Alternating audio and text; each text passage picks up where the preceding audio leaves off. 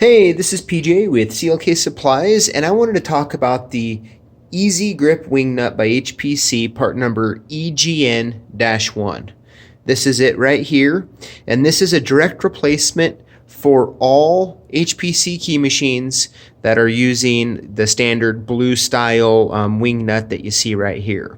Now, this blue wing nut, if you're strong and don't really have a problem, gripping this down nice and tight to cut a key, whether it's on like the SpeedX key machines or like a 1200 like you see here, this isn't necessarily a terribly bad option, but this is a very popular replacement part that we sell, and guys are just they're trying to twist these so hard, and they're just cracking this whole head off here and buying new ones. So this Easy Grip wing nut is a great replacement for it, and it's really simple. I mean, you just unscrew this blue one here like this, and this will just go right on, same thread patterns and everything,